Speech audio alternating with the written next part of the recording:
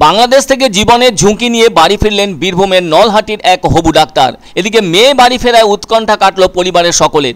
মেধার ভিত্তিতে চাকরি, এমনই দাবিতে গত 15ই জুলাই থেকে লাগাতার ছাত্র আন্দোলনে উত্তাল বাংলাদেশ।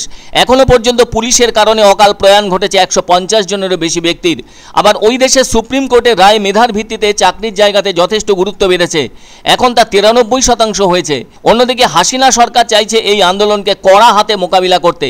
এখনো ওই দেশে কারফিউ জারি আছে, বন্ধ রয়েছে ইন্টারনেট পরিষেবা।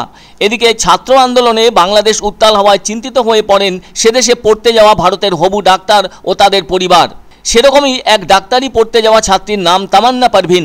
রবিবার ত্রিপুরার রাজধানী আগরতলা থেকে ডাউন কাঞ্চনজঙ্ঘা এক্সপ্রেসে চেপে সোমবার বিকেলে রামপুরহাট স্টেশনে নামে তামান্না।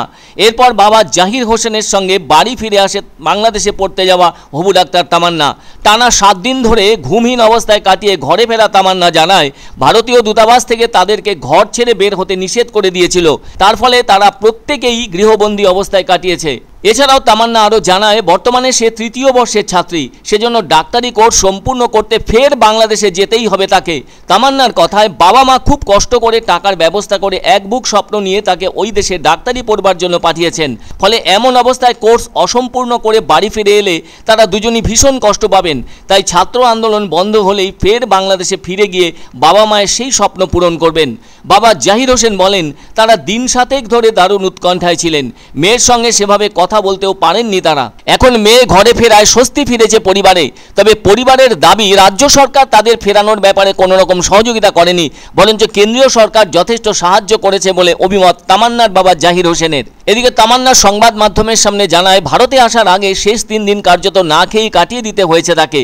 যদিও এ পর্যন্ত ভারতে ফিরে এসেছে প্রায় 1,500 বিভিন্ন ক্ষেত্রের পড়ুয়ারা। তবে যতদূর জানা গেছে, বাংলাদেশের পাবলিক বিশ্ববিদ্যালয়গুলোর পড়ুয়াদের একটা বড় অংশই আসে নিম্নবিত্ত ও মধ্যবিত্ত শ্রেণী থেকে।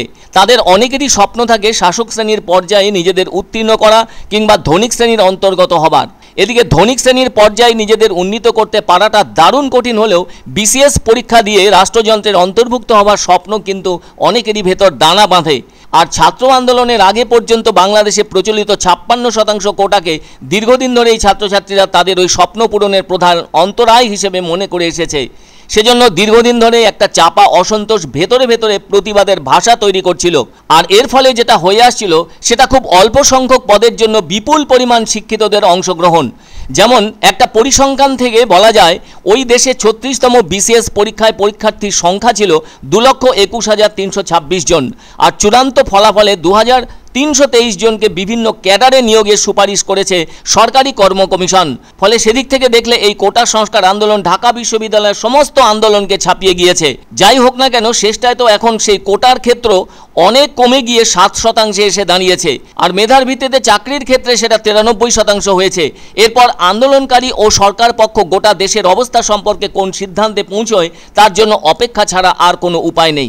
অবশ্যই ভালো লাগছে, বাড়ি ফিরে আমি একটা রেহাই পাচ্ছি, যে নিঃশ্বাস একটা, যে হ্যাঁ আমি আমার নিজের দেশে আছি, ওই সব থেকে দূরে, ওই সব ঝামেলা থেকে দূরে।